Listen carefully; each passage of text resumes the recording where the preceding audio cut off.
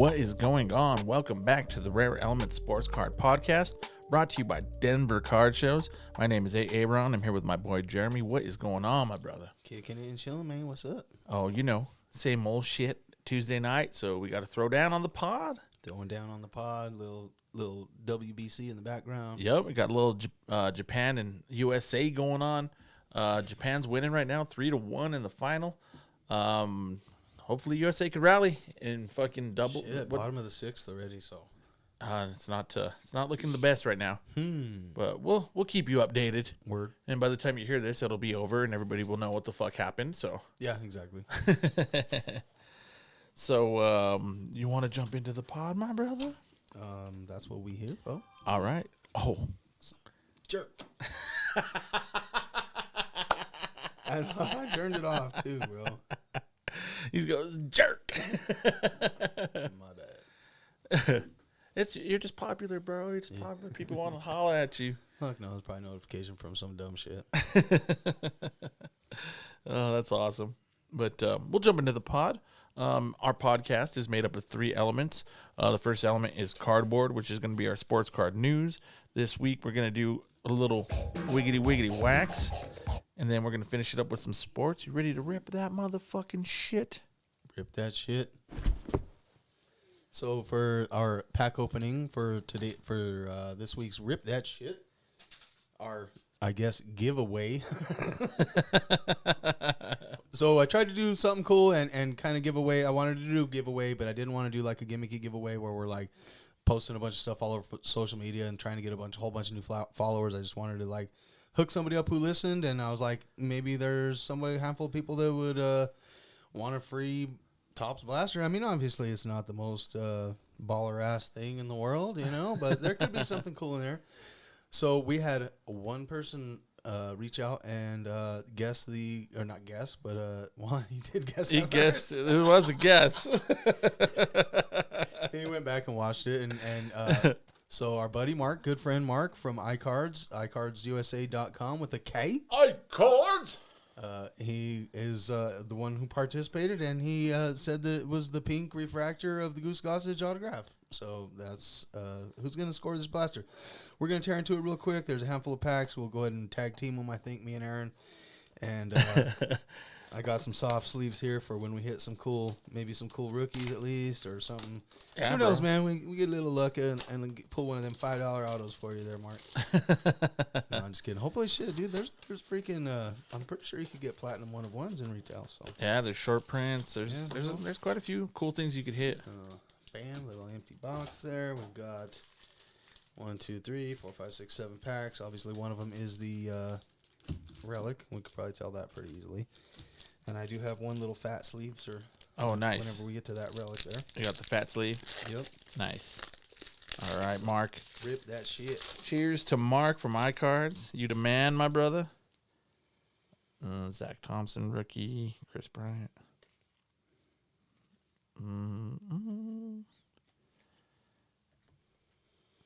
Yeah, you know we always try and shout out the homie. And Uh-oh, this one's backward. oh, there you go. That means something. It's got to be something. Stars of MLB. Lou Bob. This one's pretty cool. Welcome shower for Buxton. I don't know. I don't think. Oh, it's just a. It's a foil, but I don't think it's anything too great. No? Stars of the MLB. I don't know. If it was backwards, it should be something, right? Maybe not. This pack has a backwards one, too. Does it? Oh, shit. So these are always fun. The home run challenge. There you go. You get to Juan Soto. Try and win you a Juan Soto card, guessing. Nolan Arenado, Stars of the MLB, apparently are backwards in every pack. So pretty dope card, though. I might have to finagle that one off of him. Let's see. Pack number 2. Coach. Hope there's a real backward card in here. Right? And they got your freaking dick card for nothing. I know, dude. I went from 6 to midnight there. I tell you what, Topps. That's some bullshit. Everybody knows the backward card is supposed to be special, damn it. I know, right? It's fucking straight up trolling. Yeah. I got Juan Soto, Same Stars thing. of the MLB. Was that one backwards This too? Julio. Ooh, Julio's backward. Come on, baby. Same thing. Stars of the MLB. Turd burglars. Bobby Witt Jr., same thing. There's one of those in every pack. This pack had 2 of them. Well, And only one was backwards? Only one. Yep. The Julio. It was the Julio, at least. Interesting. Not looking too great, Mark. Actually, I think that one has a relic. I'm not sure. Come on, ice cream. I'm not even getting rookie cards. I got a few, but nobody to mention. That home run challenge is fun. I think those are rare-ish. I mean, they don't come in every box for sure. Right. Huh. Those team cards are cool. They show them celebrating, taking Gatorade baths and shit. I know they're not worth anything, but they're kind of neat. There's a Falifa. Christian Yelich. Well, you got the whole stars of the MLB set. Dude, Francisco Lindor. JJ Bleday. Oh, this one's a blue. Got a blue parallel. Nice. Not numbered. Corey Seager. Blue parallel. Zippity fucking do. All right, you gonna do the honors on the fat pack? Go for it, doggy. Let me bless it first. Let's sprinkle a little whiskey on it. Yeah. Mark's like, no, no. Pink-ish was the answer too. Yeah. Because it isn't quite pink. It's almost purple. I would have accepted purple if somebody would have said purple. It was a Riley Green rookie. That's the best one so far. Maybe we made the stipulations too weird. I know when I said it, it was like all out of whack.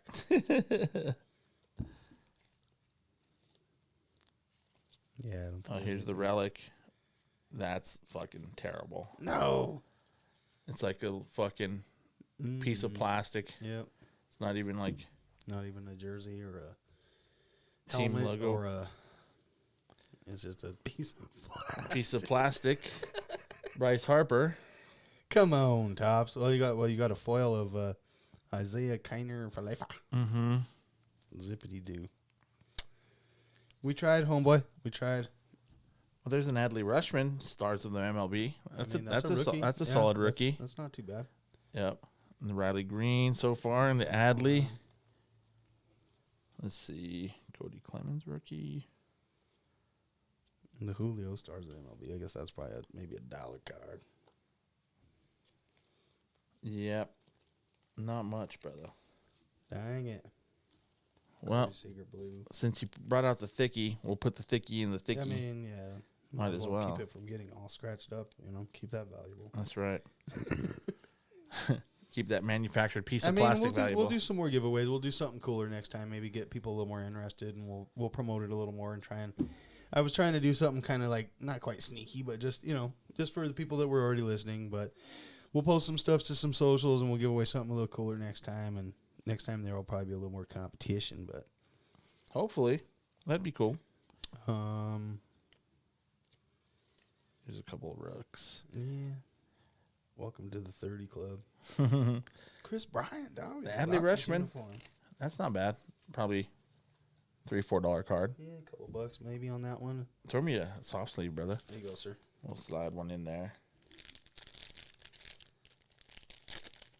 For those of you just listening, I'm sure this is fantastic. Crinkle Crackle. Mm-hmm. You rip that shit right there. Rip that shit. Cool. So I'll hook these up to you next time I see you at a show, sir. I'll just slap these in a box and take them to you. If you really want them that bad, I'll mail them off to you. But I'm sure I'll be seeing you just as soon, if not sooner, than the time they would get to you by mail and by the time I get them out and stuff. So yeah, for sure. So this is what that box gets. I wish I had more hands so I could give those titties 4 thumbs down. Sorry, Mark. Either way, we love you, bro. We tried. Thank you for fucking trying, homie. Thanks for trying. Absolutely. Appreciate you. Always. High cards with a K. With a gang. All right. So that was the... On that note, I'm going to drown my sorrows with a beer.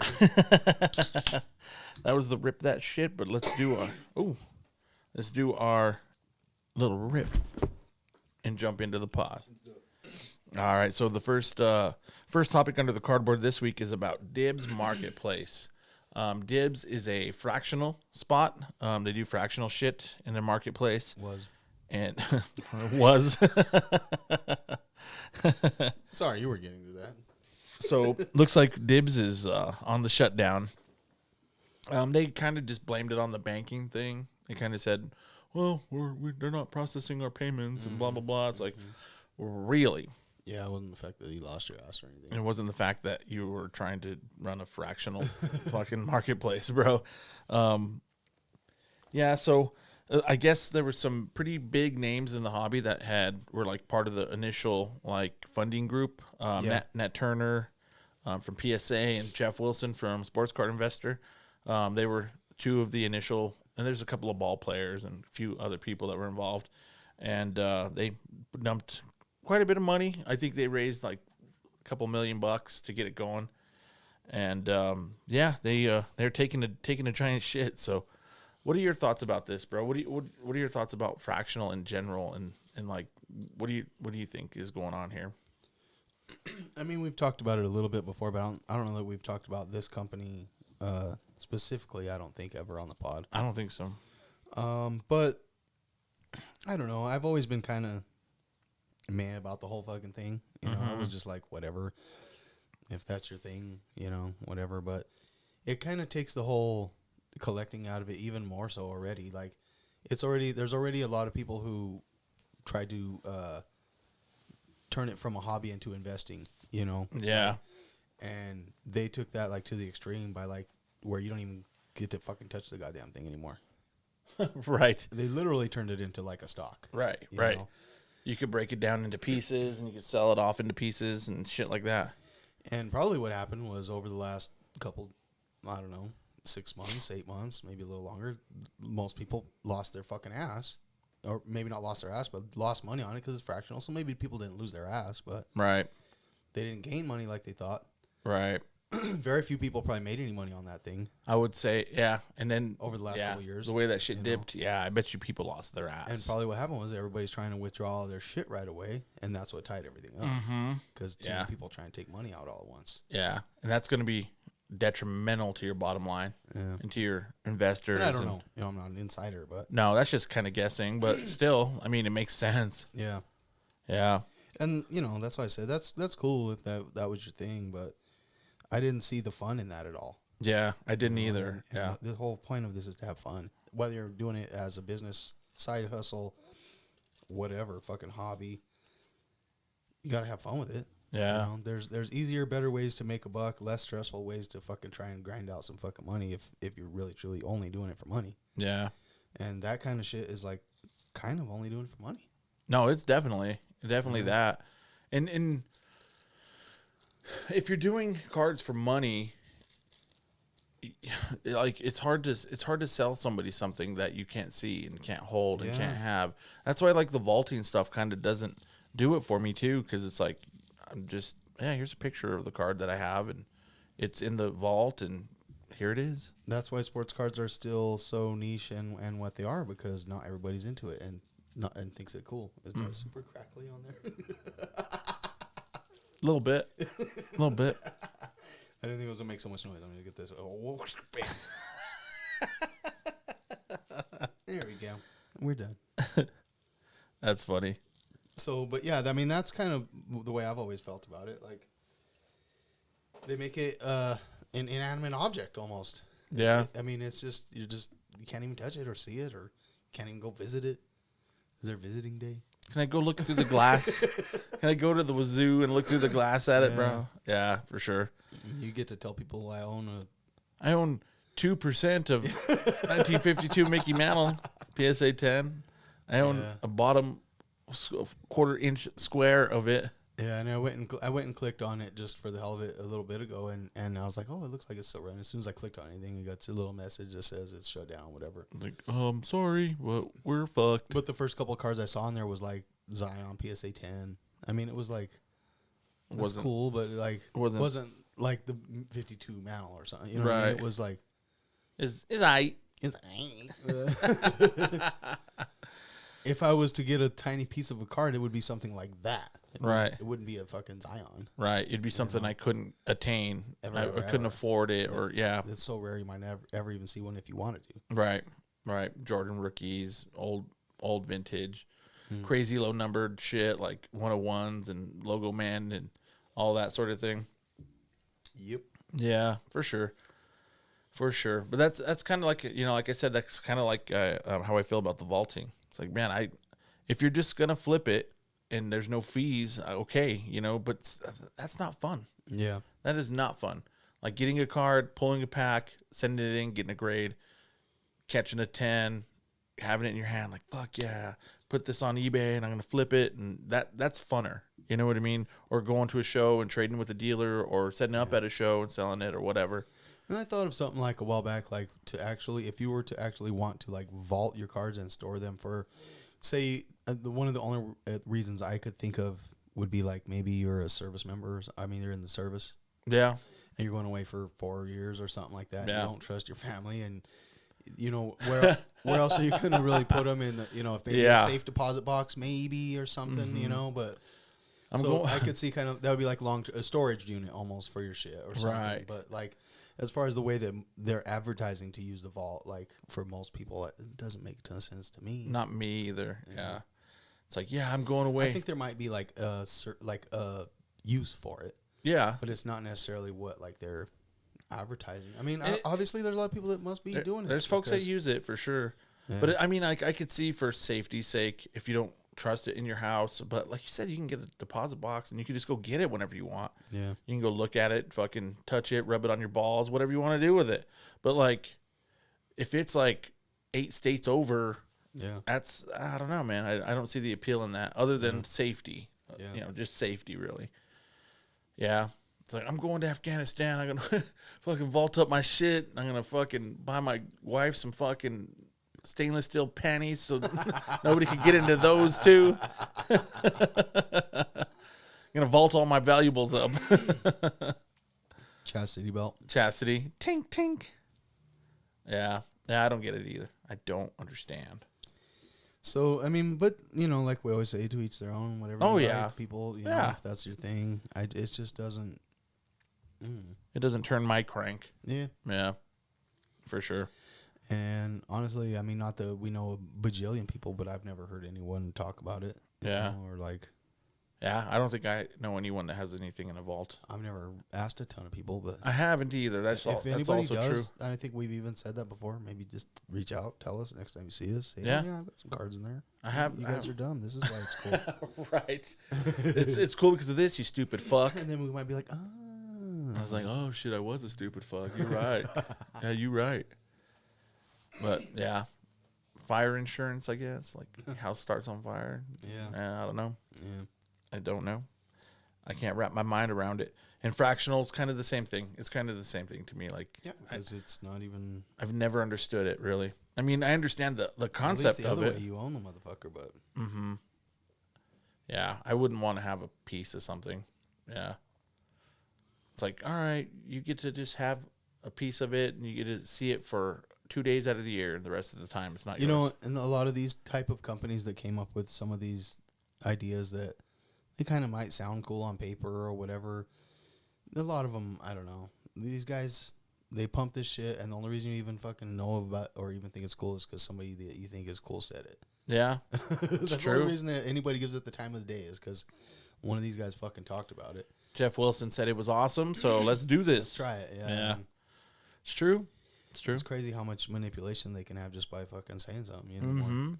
Yeah. That's kind of the same thing with the whole pump and dump thing. Yeah. Like they tell you, oh, these cards are going to be hot, good ones to buy. They have a fucking Zion case full of them, But at the same time, if you're listening to people online or even us, you listen to anybody, you're flirting with the chance of like just getting completely fucked, bro.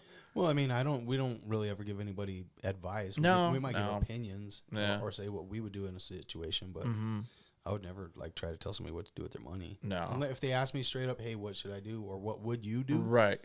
I might tell them. Yeah, I'll tell you what I would do. Yeah.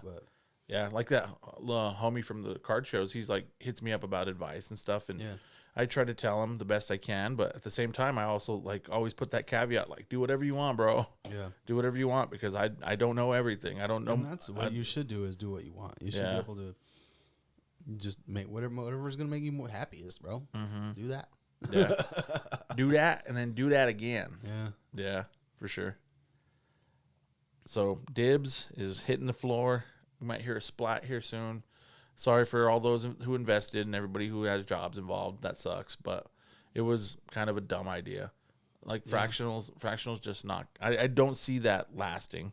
It doesn't seem. Nobody's talking about it anymore already. It's like NFTs and all that shit. You know, there's like sports cards have lasted the test of time. They've been out forever. They've been popular forever. And that's, if you're into cards, that's what you should be into. You know, anything else is kind of flash in the panty, kind of gimmicky.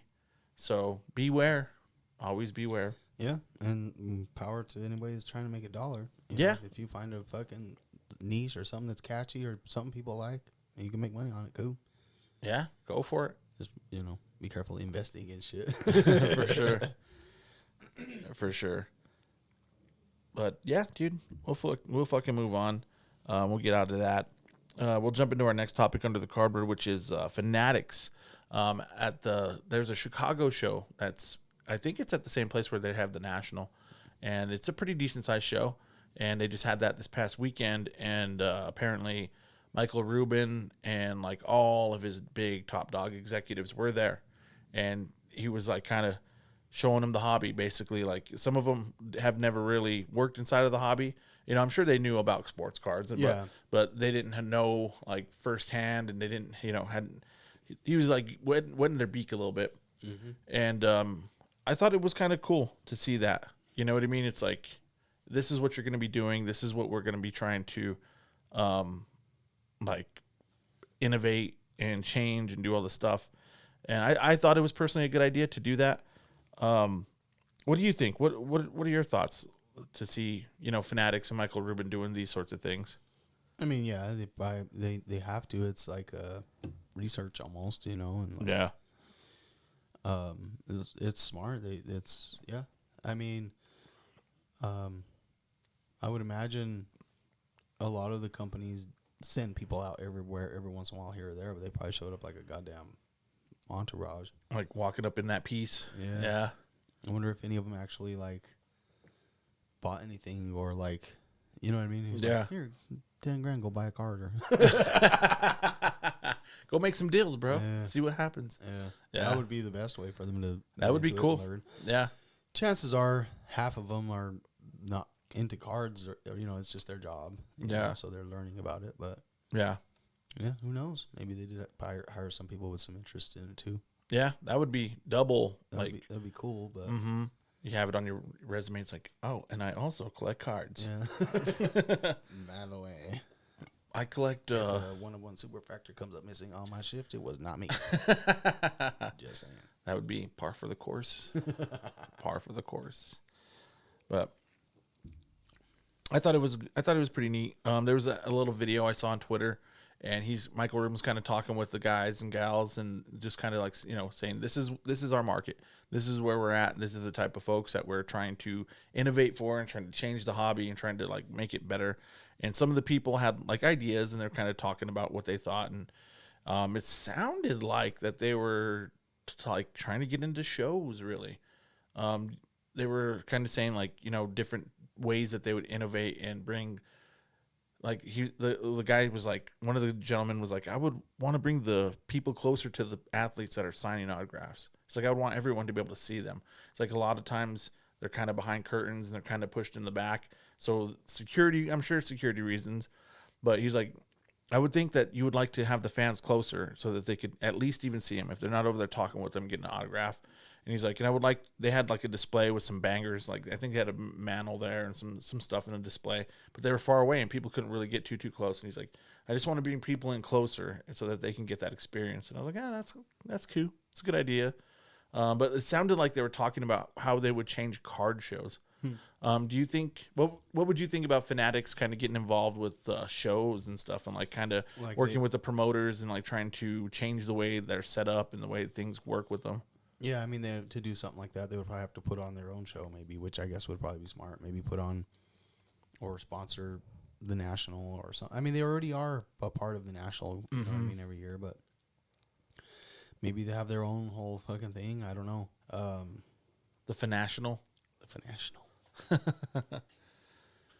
I don't know. They're pretty semi-involved already, I would think, in a lot of that stuff. one thing I was thinking of, like, that kind of popped in my head when you were mentioning that was like a way to bring the fans closer. The only way you're going to be able to do something like that is it's going to be another experience you're going to have to charge for, probably. Right. So you would charge to go and hang out in the special spot where you can, because they're not going to let just anybody go up and start taking pictures of them and like hanging. I mean, that's part of what you're paying for. Right. That's true. Why nobody's going to pay extra for it if you can just kind of like do it from the sidelines. You know? Right. So way to fucking choke, Josh Allen. Way to fucking choke in the playoffs, bitch. yeah. Yeah. You'll get some of that. So I mean, they might have something where it was like a fan inclusive experience where you got to walk through and meet them and you know, get an autograph and hang out and do something cool and maybe get a fucking, maybe you get a fucking exclusive card that you haven't, and which is actually, you know, they've done stuff like that at, like, that's where that Jorge Masvidal came from. It was like, oh, excuse me. That was what you're trying to make that a silent one, huh? Yeah, I almost did, bro, but it came out like a fucking frog. That was dope, dude. That was awesome. But yeah, that Tony gave me, it was, you know, they give him the card and then you get to go walk up to Jorge and have him sign it. Yeah. Meet him for 5 seconds, whatever, and move on. But Yeah, for sure. you know, that would be cool if they were to continue doing more of that kind of shit and not just at the gigantic events. Yeah. Yeah, that'd be cool. Like some of the other shows, like, you know, Culture Collision have their own like set that they would make for them, or like Burbank, like a set of cards that they would release only at that show. Yeah. Yeah, that'd be cool. And they kind of do that already, like at the National, and most people generally don't seem to care that much about those. They don't, huh? They don't get the love that, I mean, some of them, I guess. Yeah. It kind of just depends on You would like think what it make is. them more special, but it kind of makes them a little less special for whatever. I guess it's just because it's not pulled. Pack pulled means so fucking much in the hobby, bro. So much. But I mean, yeah, I think it's good that they are making an effort to be intermingled with it and shit. Yeah, for sure. I agree. I think it's nice to see. You know, I think they should try to hire at least a card person. maybe a few. For, yeah. You know. Yeah. I mean, that's Josh Luber. I mean, they had Josh Luber. He's a card person. I don't know. Yeah. I'm not too sure about the other execs that they just kind of brought on board. But it'd be nice. It would be nice to have a few, even like some big names of some people that you're like, oh, okay, you know? Yeah. I don't know, but maybe it's good to have non-card people in there because it kind of gives a fresh look, a fresh set of eyes, and it kind of pulls you out of like what the hobby has been. If they're trying to change it and not necessarily change everything about the hobby, but like trying to innovate and make it better for the user and for the collectors, maybe a fresh set of eyes might be what we need. You know what I mean? Instead of like the same old ideas, the same old stuff. But I don't know. The hobby's weird like that, though. People like the tradition. People like the same old shit, you know? Yeah. They love being treated by shit by Panini. They fucking love that shit. They don't stop buying it. They don't stop, you know, supporting it. And It's weird. yeah. Panini sucks. Yeah. Is that toxic ex-girlfriend, man? They're so awesome, but so shitty at the same time. You know. Oh, yeah. Oh, yeah. So awesome, but so shitty at the same time. Love you, girl. I love you. I don't care that you kicked me in the nuts. I don't care that you poured beer on me at my birthday party. In front of my mom. I don't care. I don't care that you made fun of my dick in front of my mom. Allegedly. That's just hypothetical. That didn't really happen. No. There's nothing to make fun of there. Excuse me. But we'll move on, bro. We'll get out of that. We'll move into our third topic under the cardboard this week, which is PWCC. They looks like they're partnering with Breakers to launch like kind of like a Breakers network. And apparently, like with this Breakers network, they're going to implement a sort of like you go through these breakers and they could send us the raw cards and we could put them right onto the platform and sell them. We could also grade them. We could also authenticate them. We do all those sorts of things for people that participate in the breakers that they have. It was a list of a few breakers. A couple of them I recognize, like Leighton, and I think the Coffee Breakers and Bleecker, I think were a few that I knew of, but there were some others I never really heard of. Yeah. But apparently they're going to try to bring in more people. What do you think about this? Do you think that this will be popular, bro? Probably. I don't know. We'll see. There's already, honestly, at this point, Whatnot is kind of like taking over all that shit, bro. It seems like Whatnot is kind of becoming the Walmart of that shit right now. Yeah, it's true. If you're not on Whatnot, then it don't really, You're kind of missing out. Yeah. Yeah. Yeah, even a lot of these other guys, they've got their little things, and they seem to be doing okay. But like, yeah, even the one that the card shop talk or whatever the fuck, the card shop live or whatever. Oh yeah, the nonsense one. Yeah, yeah, it doesn't seem to be overly popular or anything. It's not killing it. I go on there. I have it on my phone. I go on there, and there's rarely breaks going on. Yeah. You know what I mean? I go on Whatnot, and it's just boom, just fucking constant. 24/7. You're getting a break right now. Anytime. Yeah. Yeah, for sure. Huh. And they've got a pretty decent following. So, do you think like moves like this is like PWCC or some of these other folks trying? I mean, their auctions still do really well. It's not like they're hurting, but do you think it's like a kind of a reach out to try to get to that kind of crowd, like the Whatnot crowd? I don't know. I guess it could be. I don't know anything, those are the companies that are succeeding.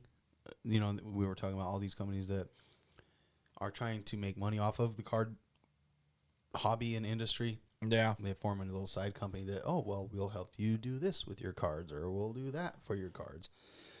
The ones that are staying successful are the ones that are helping you sell your cards the fastest. Yeah, that's true. Whether it's for the most money or not, it doesn't matter that much to people. Doesn't seem like it. So fast that you don't even have to ever get it in your hands anymore. Right.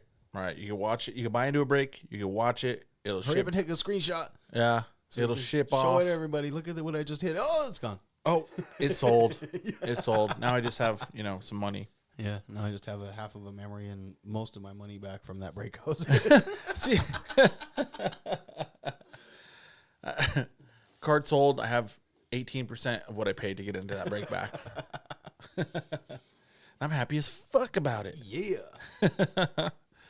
Now, man, like, do you think that really has that much of a market? Like, people want to sell it and move it that fast where you don't ever get it?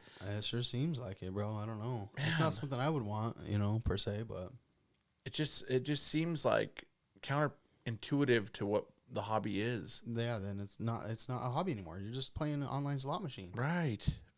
You might as well be playing the fucking fish game, fool. Mm-hmm. Yep. Oh fuck! I didn't get one. No, for sure. And like one of my favorite parts about buying into a break is like seeing that shit get broke, and I'm like, fuck! I can't wait for that thing to hit my mailbox. Yeah, and then open it up, and I can't wait to check it and see if it's gonna be gradable or what's up with it. I that's the fun part for me. Not even so much them ripping it on screen. It's just that I know it's going to be coming. Yeah. Yeah, the anticipation. If I could afford to buy whole hobby boxes like that, I would much rather rip them myself, and have them at home, rip them myself. But, to buy in, it's a lot more affordable to buy a team or whatever, division or however. That's kind of the same thing that makes grading fun. Right. Is opening the package when it gets to you. Yep, absolutely. And not knowing, even though I check the grades every time. I check every time, but I would like to do a blind reveal someday. Yeah. But I can't. Yeah. I can't do it. Even like when I go through like Nash, it's like you can't see your grades until you pay. So I'm like, fuck, I'll pay right now. Here's my money. Take my money. Let me see those grades. Boss, I gotta go through a piss. That's funny, but it's true. That's what's fun about the hobby for me. That's what makes it a hobby. Yeah, I don't know. And then you could choose what you want to do with it. And okay, now I could go and sell it at this, or I could trade it and go to trade night and trade that motherfucker or whatever. If it's a card that I don't want or don't necessarily care about, then you have your options. But Like, just like, all right, that was a cool break. Send it to PWCC and put it online and sell it. Yeah. Fuck, dude. Yeah. That just seems lame. Pretty lame. PWCC is like, you motherfuckers. You're fucking talking shit about our business model. They're probably not listening to us. Yeah. I mean, I guess if you hit like a literal gigantic monster that you, I don't know, man. I'd still want it. Yeah, dude. You never even owned the motherfucker. Just enjoy it for a little You're while. just doing it just for money. Fuck, go play a literal slot machine, I guess. Yeah. Because that's all you're really doing. It is. Yeah, 100%. There's online slot machines. That'll take your money. Or sports bet. Yeah. You know, go on and throw down $50 on a little 4-teamer, throw a little parlay down. I don't know. I guess that just defeats the idea of cards for me. A little bit. Yeah. But apparently it's popular. I mean, a little bit. It's apparently some people are doing it or they wouldn't be offering it. And maybe it's not as many as we think, Maybe. I don't know. With so many more people doing it, it must be lucrative because they heard something. Yeah. Why would so many people, you know what I mean? Like, yeah. Maybe not. I don't know. Maybe they'll be the next Dibbs type of situation. Right. It's like, yeah, cut that off. Fuck the Breakers Network. It's not really working, man. People want their cards. Yeah. Crazy fuckers. Yeah. Who would have thought people want their cards? Yeah. I like to have them. I like to enjoy them. Even if I'm going to sell it, I had it for a little bit of time. I got to enjoy it for a little while. It's like, oh, man, that's a beautiful card. Yep. What we got? Oh, nothing. I thought it was nothing. Never mind. Still 3-1 Japan. In the top of the 8th. It's getting there. It's getting there. It's getting down to crunch time. Yeah. But yeah, I don't know, dude. We'll see what happens with these, types of partnerships that, all these marketplaces get with their fucking breakers and with everybody trying to. It's just another ploy for them to get your cards and make a percentage off of you, you know? Yeah. And I get it. That's their hustle and make your money. Yeah. But not for me, man. More money, more money, more money. Buy these cards off of us that you'll never actually ever even get. Because we'll sell them for you. And then give you most of the money. I'll give you 86% of the money. Yeah. Crazy, bro. Yeah. I don't know. It's nuts. It's nuts, but I mean, I don't want to say they take advantage of people, but they kind of do. A little bit. Kind of. A little bit. Hopefully, it's mostly people that can afford it. Yeah, for sure. For sure. But, yeah, that's all I got for the cardboard, bro. You want to take a motherfucking shot, dog? Yeah, let's do it. You didn't sound convinced there, dude. No, I'm sorry. I was multitasking. I was reading, thinking about something for work, thinking about when I'm going to fire up that joint. And like you said, shot. I was like, boom, that means the joint's coming. So it's like, oh, shot. Right on, brother.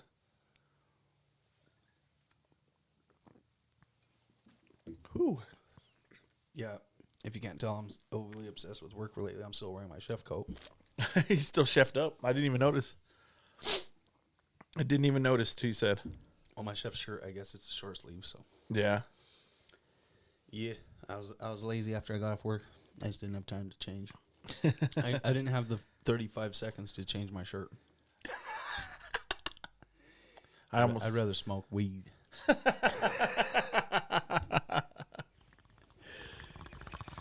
I'd rather smoke weed. Yeah, I almost forgot to change my shirt. Yeah. I almost came in my work hoodie that's all tore up and tattered. I got to the door and I was walking. I was like, "Oh fuck, I'm gonna be on camera. I gotta throw on the Rare Elements shirt." For sure. But now that we've finished with the cardboard, let's have a little word from our sponsor, and we will be right back with y'all. This podcast is brought to you by Denver Card Shows. Come find your grail and chill with some of the dopest people in the hobby. For more information, check out denvercardshows.com.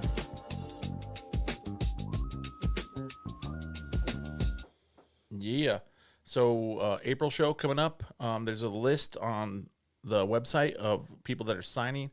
Brett Saberhagen, I think, is going to be there. Cool. Derek Wolf is going to be there. Fresh off of killing his mountain lion. Did you hear about the mountain lion experience? I might try to go get an auto from him, and I want him to throw down a little inscription where he's like, "I'm gonna eat that cat." Yeah. He was on Tucker Carlson or one of those Fox News TV shows. Yeah. And he was like talking about the cat, and he's like, I'm gonna eat that cat. Yeah. And the people at the radio station that he's on, they're like, they sampled that and pulled it out, and they play that all the time. Yeah. It's fucking awesome, dude. So I see if he'll inscribe that. I wonder how that tastes. I hear it's good. Actually, I just saw something the other day about people eating bobcat, and I was like, what? Really? But they said it was good. Yeah, I've heard from multiple people that it's good. You can get tags. You can buy tags and hunt mountain lion here in Colorado. Sure So yeah, so apparently it's. I'd like to taste it to find out, but apparently they say it's good, dude. So Red meat. I'd check it out. I'd taste it. I'm Word. into wild game. Hell yeah. Yeah, for sure. But I wonder if he'd inscribe that. That'd be dope. I bet. Yeah, I don't know. He probably would. Yeah. He wouldn't put panini sucks. He wouldn't. That's right. He goes, just in case they ever, I was like, I sell out. Panini sucks. I didn't call him a sellout. I'm just playing. I kissed his ass the whole fucking time. He's also 6'7", like 300 pounds. So it'd be tough to say that to his face. Yeah. It takes some pretty big stones, He dude. wrapped his mountain lion paw right around my fucking, and I got some pretty big paws, dude. And it was like, Dude, he was on Joe Rogan, and Joe Rogan was looking at his Super Bowl ring, and he was like, bling, bling, bling, bling, like fucking gigantic on his hand. And Joe Rogan's, he's not a big guy, though. He's kind of short. So, but he's big. He's a stout dude. But it was like, yeah. Doing hula hoop on his feet. Yep, for sure. But you want to jump into some wax, my brother? Yes. So, if I could get to the down. This week in the wax element, we're going to talk about a few releases. The first one is going to be on the 22nd, which is tomorrow. So when you're listening to this tomorrow and you're sharing it and you're subscribing and you're telling all your homies about it, Topps Gilded will be coming out tomorrow. Topps Gold Label. Gold label. Fuck that all up. God damn it. Yeah, not nearly as bad as I fucked up the giveaway last week. It's all good. I thought about that for like 48 hours. I was like, you stupid fuck. Did you really? Did you think about it? God, that was dumb. 1, you dumb. 2, look at you. 3, if you ever plot against me, I'll stomp your whole heart into the ground. I love that movie. Dude, I fucking love that movie. That's possibly the funniest movie of all time. It's pretty good. It's pretty fucking good. It's super underrated if it's not. Oh, yeah. If it's not considered in the top 3 funniest movies ever. It's up there for sure. Dude, the scene where he first meets the students and he just goes down the line just destroying everybody. Dude, that's the best. Yeah, that's pretty good, dude. That is the best. Classic. And he went hard on the handicapped kid too. Oh, yeah. Like you couldn't do that today. Oh, no. Yeah. He couldn't do that today. No. But dude, that fucking movie. Every time I watch it, like I've seen it 1,000 times, I watch it again and still get tears in my eyes laughing so fucking hard. Yeah. Apparently, he pissed all over the front side of his pants. Oh shit! Shout out to Major Payne. Word. But our first topic under the wax element is 2022 Topps Gold Label Baseball coming out tomorrow. There's one auto per box. They also have a multi-tiered format, kind of like Select does. They have like the class 1, 2, and 3s.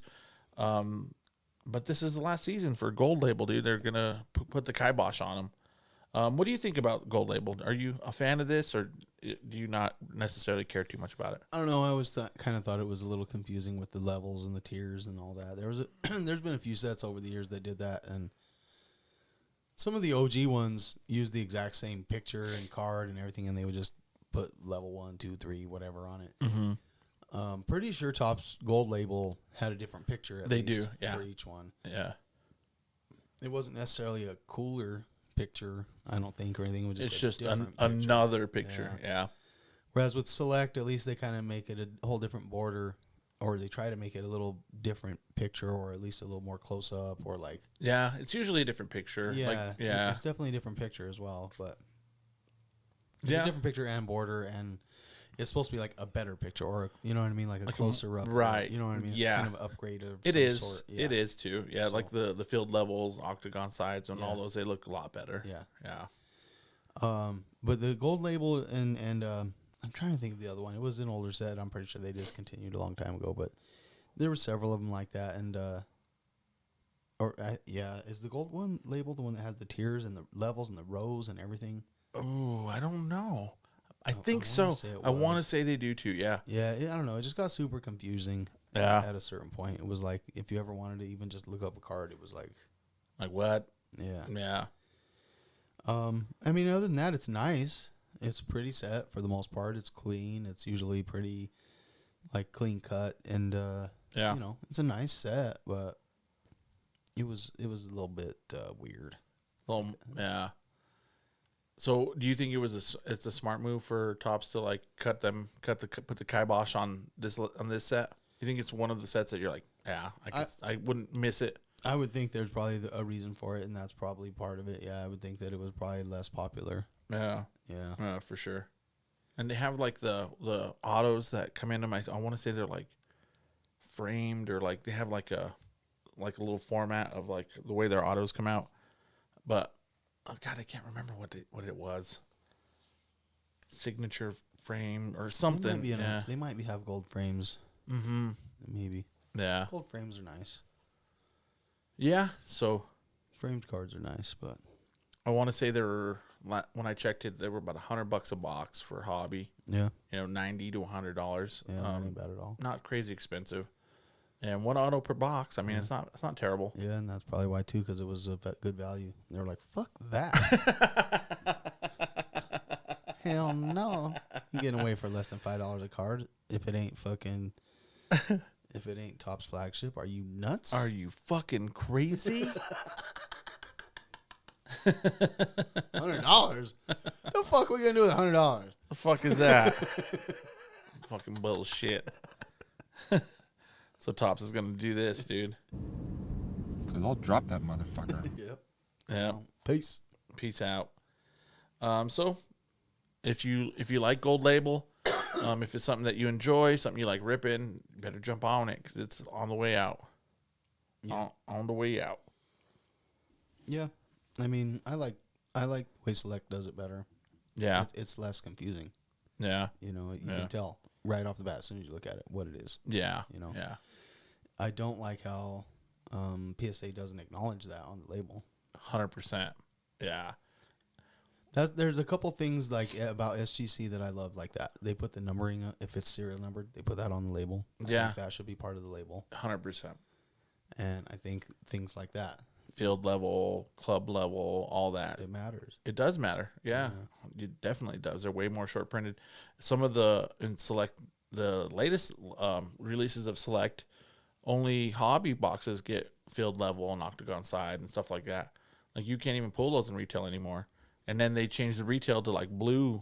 So like now they will put all that but they'll also put retail on there. Like, Yeah. here's a shitty card in this slab. Yeah. Like, here's retail. It's essentially another whole product. Right. At that point. Mm-hmm. It is. It's like a whole new SKU. Yeah. Yeah. Definitely. But, like I said, if you want it, you better go get it because it's going to be gone for a while. Maybe they'll do something like Chronicles Yeah, I imagine. down the road where it might pop up or something. Maybe. Yeah. Retired sets. Mm-hmm. Yeah. That'd actually be kind of cool. It would be kind of cool. Yeah. You could still get some of the older stuff and stuff that isn't around anymore. Mm-hmm. That'd be neat. That would be cool. A cool way to do Chronicles. Right. Just a little bit of everything that you already have. And not sets that are already coming out. And then that gets mad confusing too. mm-hmm. I've seen many times where people are like, yeah, I've even myself, like I had a Chronicles, it was a Chronicles playbook, Anthony Edwards out of 10. It was a gold one. It's out of 10. And I thought it was the playbook. Yeah. And then I sent it in to get graded and everything. And it came back and it said Chronicles. I was like, what the fuck? And I turned it over. I was like, oh, it is. Yeah. It was a Chronicles card. And I had no idea. It would look so. I mean, his playbook. It looked like playbook. I didn't even like flip it over and look, but it'll throw one by you, dude. That is some bullshit.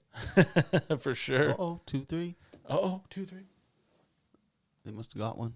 They got one in the 8th. Yeah. Shit. Come on, USA. Let's do this. Otani warming up to close her out. Uh-oh. They're bringing in the ringer, dude. They're bringing in the ringer. He knows how to pitch to all these boys. That's for sure. For sure. But we'll move on. We'll move on to our next set coming out here under the wax element is 2022 Topps Transcendent Collection Baseball. I couldn't find prices on any of it. I'm sure it's a small fortune. Transcendent's a big dog for sure. But they're loaded, bro. These boxes are loaded. I was looking at the configuration from last year, and it's like one of one this, one of one that, like guaranteed one of ones, like fucking shitloads of fucking autos and like low numbered shit. Yeah, bangers. I'm pretty sure they only do 100 cases too. So yeah, 100 cases. I'm pretty sure it's 100 cases. I was able to find at least a little info. There was no pricing still, but the Bowman Transcendent I think was going for like $25K. So I don't know if Holy Topps is more shit. or about the same. Probably pretty much the same. I would imagine. Yeah. But it says, let's see, it comes with 50 autos numbered to 20 or less, and then 6 one of ones basically. So you get a Transcendent Chrome pack. So it'd be like all the same cards in there, but Chrome with one guaranteed superfractor in the pack. So that's obviously one of one. And then you get a gold Deco auto, which is a one of one. And then you get a 1958 like throwback superfractor autograph. Damn. You get a through the years autograph. These are all one of ones.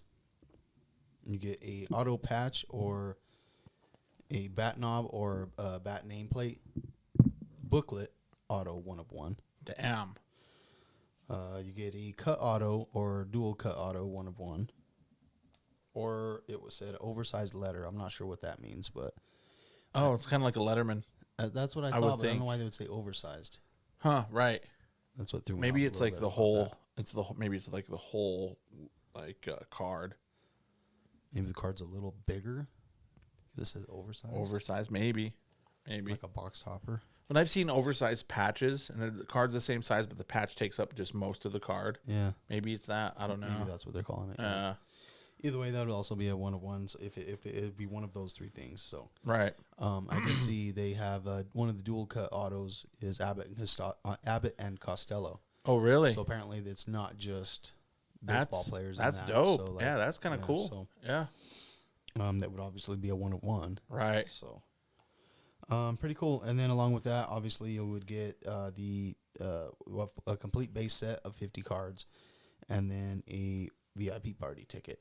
Right. Right. Like you get the trip, right? Mm-hmm, the trip. So if you want to just go out like a baller, I'm guessing Topps is going to be pretty similar, like $25K, and just take the whole thing to yourself. Right. Because on top of that, the trip, you're going to get a bunch of cool ass shit too. When you get to the Some party. more fucking one of ones and autographs and fucking everything else. So. Right. I bet you're going to meet some really cool people. They're probably going to sign there too. And yeah. Most people get into it in some form of break, and the way this totals up is like 58 spots. It would be the 50 autos / 50 autos, 6 one of ones, the VIP party, and then the set. So it's like 58 spots. So I mean, you're talking like $400 or $500 a spot. Yeah. Which, I mean, I've spent $400 or $500 on dumb shit before. Oh, for sure. I've spent $400 or $500 in Cripple Creek in a few hours. Oh, I mean, dude, absolutely. Yeah. Yeah, no. Yes, one sir. One of these fucking times, I might throw a fucking spot at that. Iron Line, I think, usually does a box or two. Yeah. I mean, most places can only get like a box. Right. There's only 100, so I mean, I'm sure they're very select on where they go. Yeah. Yeah, for sure. So one of these centuries. It's some sick shit. It's some dope shit. It's a little bit like cheating because you're basically buying into a box where you know you're gonna get like something baller, but Yeah. in a sense, not necessarily because like there's gonna be some $50 cards in there too. Yeah. You Yeah, know? for sure. So not all those 50 autos numbered at 20 or less are gonna be that great. Yeah. Some of those, you could even end up with a $10 card, probably. Yeah. Yeah. That would suck. Yeah, dude, depending on who those autos are. Yeah. It's true. Yeah. Because each one of those is going to generally be its own spot. Mm-hmm. So everybody gets one of those numbered autos out of 20. That's like the worst thing you get would be like a numbered auto out of 20. Yeah. Yeah. So, but there's still 6, 7, 8 badass fucking things. I mean, the whole base set is probably not huge. I mean, it's probably pretty good, I guess, but Yeah. I don't know how gigantic that would really truly be value wise. So do the transcendent cards get the love like that the price of the box represents? Like, is this like Topps is like top of the line best shit like cards that come out? It is, but I bet you if you bought the whole thing for 23 grand, I don't even know how to guess what kind of number you're gonna get, but I bet you it's not that. Yeah. Yeah. Unless you luck out and it's a crazy rookie year and one of those huge cut autos. Mm-hmm. The huge cut auto or bat barrel or something, I'm sure there's chase the chase, Mm-hmm. So. I'm sure there's something ridiculous in some of them. Yeah. And then I bet you at the trip there might be some randomness to what you get at the trip. Mm-hmm. So yeah, you might look out and hit something dope at the trip for sure. More than anything, it's just about the experience, I think. But yeah, it would suck to win the trip and then not be able to get out of work or some shit. My boss said, "Fuck no." Damn, that would suck. And then how do you explain that? Yeah, it's like I'm gonna go to like this baseball card thing. I won this trip, like my baseball cards, and like, it's a baseball card party. What about my baseball card? Yeah. Your boss is like, what? You fucking kidding me? It's like are our you- busiest week, you fucking dickhead. Are you being serious right now? Because I might fire you just for telling me the story. You fucking idiot. Not only could you not have the time off, but you're fired. Well, you go now. You just can't go be able to have no money to pay for the trip, but you can go. But what about my baseball cards? Cost of doing business. No. No. I am getting those back. You're fired. Dude, so now that Fanatics, has Topps and they're gonna soon get the football and basketball licensing, would you like to see like a transcendent set come out for like football and basketball too? Oh fuck yeah. I mean, I'm sure they will. There wouldn't be, they may call it something different, but I'm sure they'll have this Similar. a football version and a basketball version. Yeah. I mean, they'd have to. They'd be dumb not to. Yeah, for sure. Like send it to a football party, a Fanatics football party or something, Yeah. Oh, Yeah. yeah. Yeah, for sure. And maybe that's part of some of the shit that they do and shit that they change. And maybe they do it for different sets and different things. Maybe it's like instead of getting a redemption, you can get an invite to a party or something. Maybe you get a scratch and win to the NFL Pro Bowl. Kid reporter. Cool. Yeah. So hopefully that's something we see. Something that comes with football and basketball. A little hoop party. That would be pretty cool. I don't know why they wouldn't. I mean, Yeah. It would make sense. it would be dope. Yeah. Do it as a cruise. You get to go to Serbia and hang out with Nikola Jokic and ride horses. Nice. So Nice, brother. I would do that. That'd be cool. Fucking, but we'll move on. We'll go on to our third set of the wax element this week, which is going to be 2022 Flawless Basketball. That hits on the 31st of this month, last day of the month. Looks like the boxes are 10 cards per box, and you get a combination of 9 autos or mem cards or both. Like it could be RPAs and stuff like that.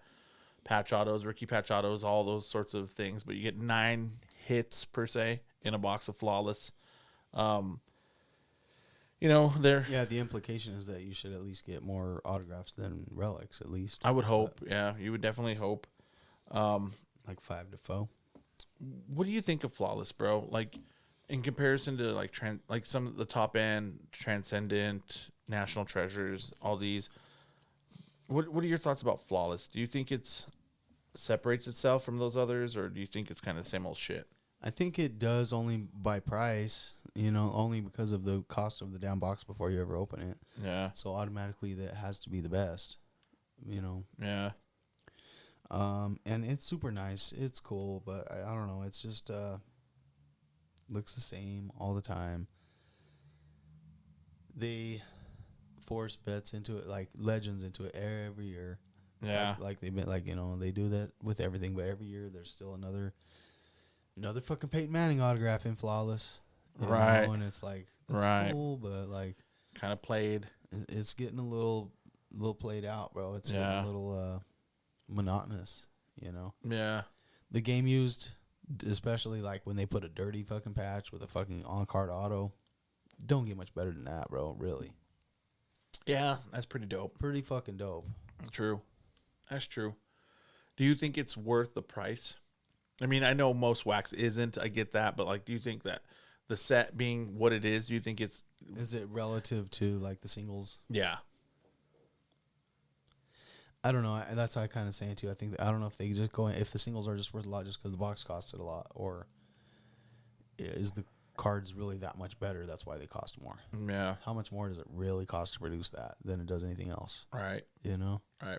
I don't know. Obviously, like the gem cards, I'm sure it costs more to manufacture Sure. and shit like that. But like, do you think even that's kind of played? The gem thing, the diamond, the ruby. I don't think anybody gives a shit if it's not the diamond 101.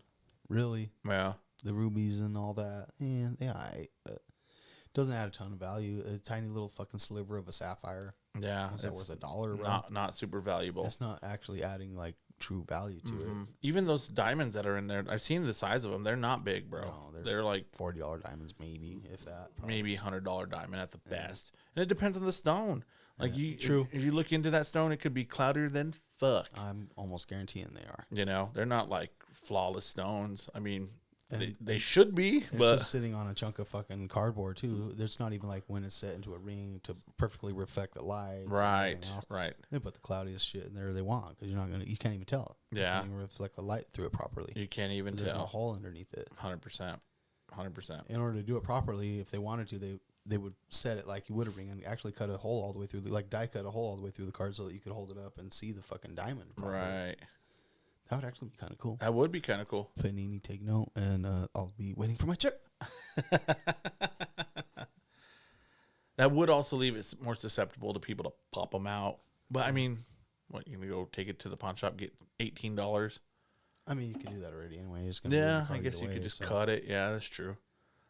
Yeah, I to me it's kind of played. Like they're cool. They're cool cards, but it's like, dude, It's like everybody wants sports cards to be worth money. They want them to be valuable. How can let's take something that's valuable and just cram it in there? and shove a diamond in there. Yeah. Like the ones they'll have like a tiny little gold nugget on or something. You know, and it's like a forged gold nugget, not forged, but like it's like a molded into like to look like a nugget. It's actually not a nugget. Yeah. It's just a piece of gold that It's like gets melted and poured into like a mold that looks like a nugget, like Yep. like a nerd, like a a candy nerd. like a nerd. Yeah. It does. Oh, that's hilarious, dude. Yeah. It looked like a golden booger. I got the golden booger. Yeah. I got the golden It's not like booger. a raw chunk of gold, you know. Yeah. And even that, you know, whatever. You know, I used to like the gold plated cards. I thought that was cool. Not because it added value. I mean, it did not because it made it like, oh, I can scrape this gold off of here and it be valuable, but because you took something and like made it valuable because you like put something, you like took the time to like make it into art almost now by, by like you know, adding that expensive layer of leaf on there and you know. Yeah, for sure. It's like I'm willing to do this to this card, even though it's not going to actually increase the value of it because you can't take the gold off. But it's going to make it that much more expensive to produce. Right. It's going to make it, the production price go up, so the value should go up on something like that. Yeah. Kind of don't, but It really doesn't. Like even these diamond and ruby cards, like it doesn't it's really. like these fucking manufactured relics and stupid shit. How much more does that fucking cost to produce Right. than a fucking regular ass card? But who the fuck wants that, dude? Yeah. Nobody, bro. Definitely not Mark for my cards. What are you gonna fucking sell that for? $2, maybe? Maybe. Maybe. Maybe. You know? Somebody walk up, is like, "No, that's cool. We take $1." Yeah. I guess. Yeah. And the top loader costs 45 cents because it's a thick top loader. You only get 10 in a pack. It's like, damn, I sold that card and I'm down fucking 87 cents. Yeah. Yeah. It's true. That's true. I heard a Cage lawyer from Lucas Tigers and Bronze. He was open some 2023 hobby with his kid and pulled a bunch of nonsense like that. And they had a guy from Fanatics on the pod and he fucking laid into him kind of. And the dude was like a marketer. He wasn't even like a production guy. He was like, Yeah. But he was right. He's like, but we made some cool commercials though. We got Julio Rodriguez and we got Bob Ross commercials and it fucking did that. But he wasn't wrong, dude. He wasn't wrong. Like you can market the fuck out of it. Was like he gave the example of on Tommy Boy, where he's like, I could take a dump in a box and market guaranteed. All I'm selling you is a guaranteed piece of shit, and it's true. Mm-hmm. It's like you can market that to your blue in the face. You're just gonna market a piece of shit, really. Yeah. They gotta bring something different. They gotta bring something a little better. And hopefully, from what I've been hearing, that's what they're trying to plan on. So You can tell everybody how cool it is all you want, but if it ain't cool, it ain't cool. right, 100%, 100%. Like it's like I'm sure you've had this situation arise, and I've had it arise for sure. But like you have a homie that you're friends with, and you're like, I like him. He's a little annoying. He has his things. Shit, it might be me for you, bro. But you have that homie, and then like you have another friend that you're like trying to like hang out with and have some beers, and he's like, man, why do you hang out with this fool? This guy's a fucking idiot. And like, no, he's cool, bro. And I give you that look like he's really not though. He's really kind of a jerk and kind of whack, bro. Like for real. And you're like, no, he's cool. It's like that. You're like trying to talk your friend into being friends with this guy. And then like 10 years down the road, you look at it, you're like, damn, that he was right. Like, yeah, he sucks. I mean, back in the day, I had a lot of friends from different fucking groups. Yep. That kind of couldn't hang out together and shit. Or like, why the fuck you hanging out with that fucking weirdo, man? Or why you hanging out with those fucking gangsters, bro? Yeah. Yeah. It's like, man, hang out with some sketchy. Like, they're pretty cool. Like, Yeah. I already shot someone. I was like, yeah, but Yeah, he's not going to shoot me. he stole from him. No, he was right in that. He wasn't wrong, bro. I'm just kidding. That's funny. I'm just sort of serious, semi-serious. Sort of right on the money. No, but that's flawless. That's our wax element for this week. Yeah, don't get me wrong. It's dope. It's just, it's kind of same thing year after year. Yeah, it's kind of just same old shit. We'll see what Fanatics does. Yeah, hopefully they could bring some noise. We'll see. We shall see. But do you want to jump into the sports, my brother? Word.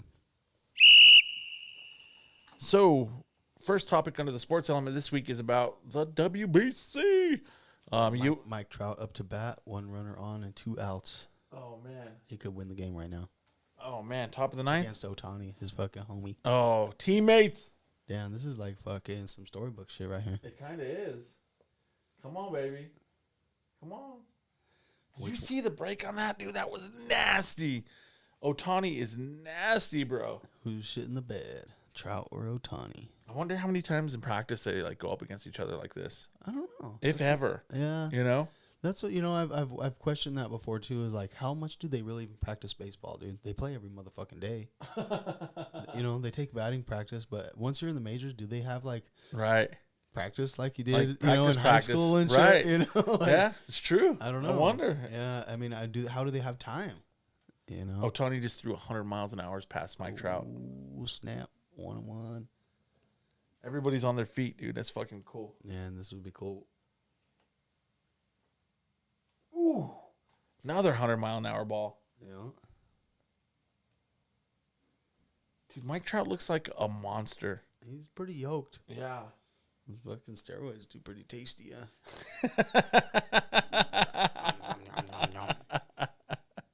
Little roids. Just playing. Little roids. Just playing. Come on, Trout. Do they have a time clock? I don't think so. I don't know. He just threw another fucking 100-mile ball. Right past him, huh? Yep. 2-2. See that meme I posted? Yes. It just sucks that after this I have to play 162 meaningless games with the Angels. Both of these guys do. Damn. How, dude? How could you have those type of stars, Doesn't dude? make sense, You know, man. and just be that bad. They're not even close. Nah. Ooh, that's in the dirt. Man, he is fucking blazing them, though. 3-2 full count. 3-2 full count. 102 miles per hour on that one. I know this is probably stimulating podcast. We planned on talking about this right here. Yeah, And it was like perfect timing. Perfect timing, absolutely. That Japan-Mexico was a fucking hell of a game. Fucking great game, dude. Great game. Walk-off hit at the end. Fucking Ohtani, and then the homie came right around him. Almost caught at his heels. Yeah, USA's been playing fucking lights out, man. Got him. Struck him out.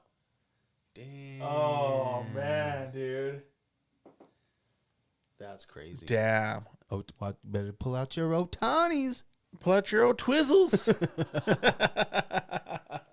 Sweet. Mike Trout's like, you motherfucker.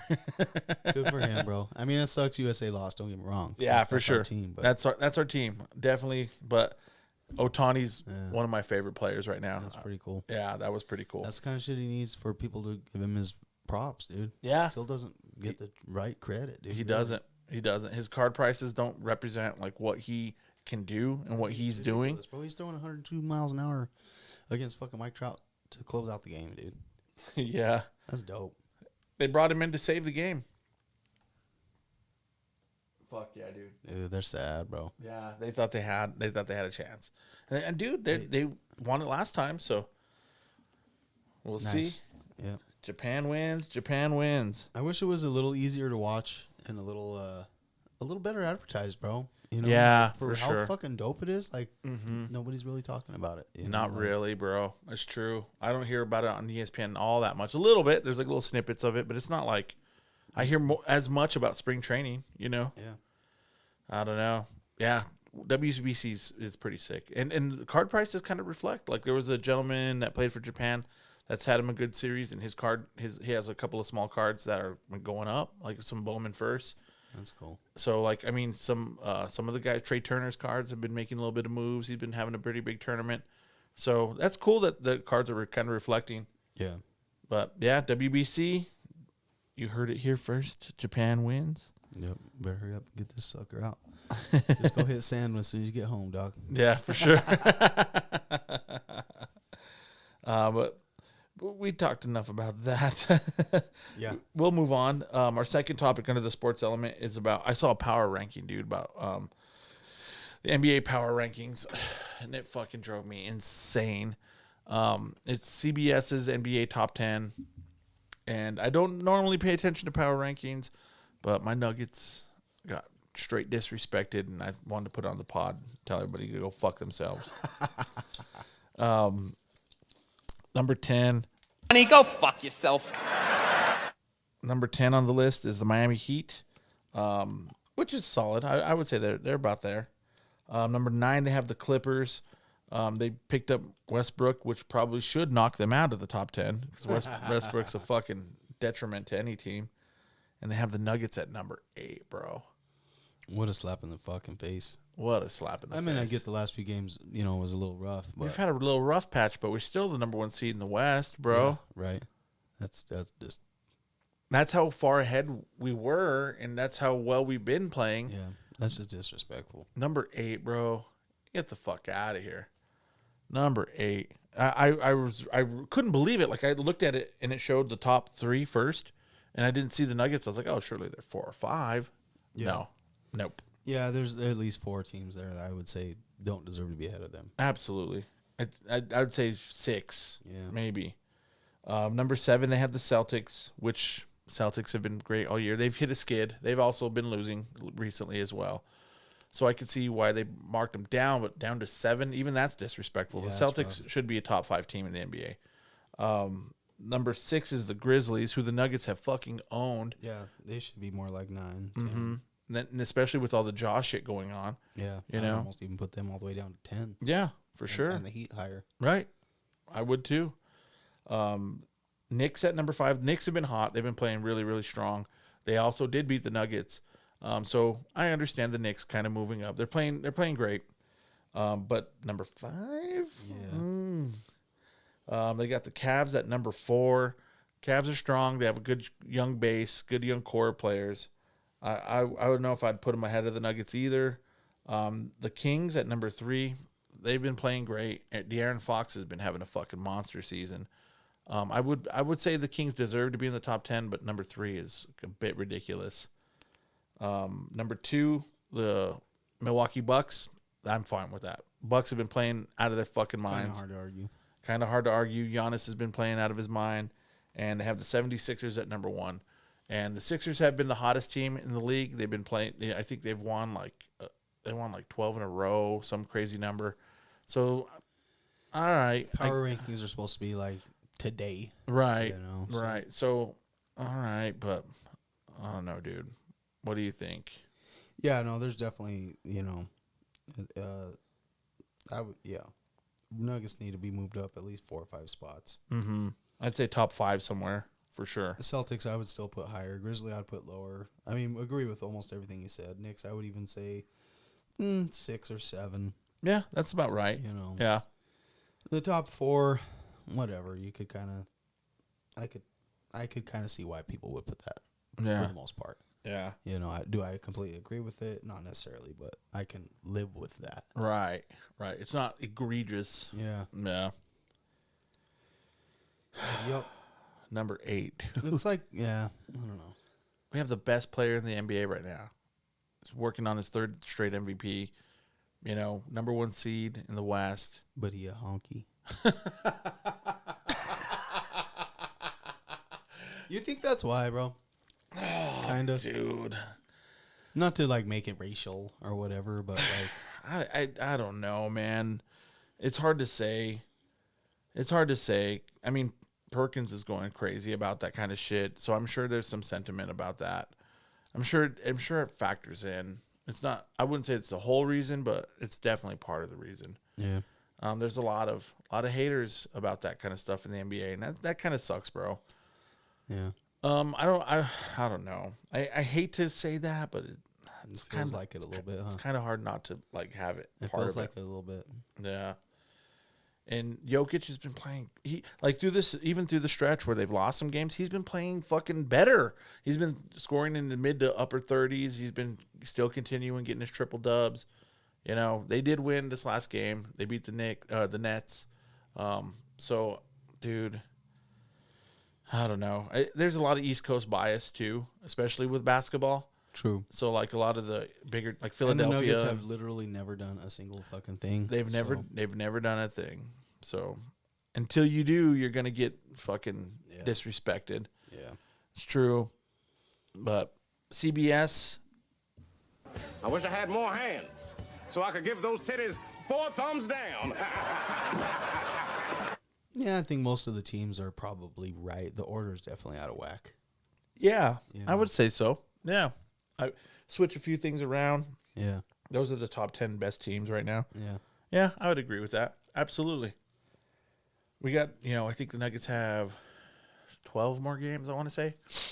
12 more, something like that. So hopefully they can get hot and they can start making some progress and like getting some momentum right before the playoffs.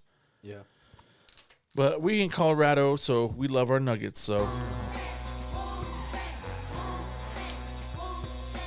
We are a little biased. little bias. Rocky, the super mascot. Dude, dope. I heard some shit. Like I heard the original Rocky was the father, and he was Rocky. He was the man, hitting those backwards half court shots like nothing, Climbing all over the fucking arena. like a monster. And he gave the gig to his son, and his son's been doing it. And that, like, they were talking about it on the Denver radio station. They're like, dude, Rocky can't hit that half court shot anymore. They're like, he's missed like 7 in a row. Like Yeah. he just can't seem to hit it. He's been cold, and then He doesn't quite climb around like he used doesn't to. quite do all the same things. You know what I mean? yeah. And Yeah, it came out that it's Rocky's son that's doing it, and he's trying to get his groove and he's trying to get into it, but he's not quite the mascot his father was. Not quite super mascot. Right. So we'll see. And I guess his dad, he had to fill in for him for a little while because he got sick. I think he got COVID, so his dad had to fill in. Started hitting that half quarter again.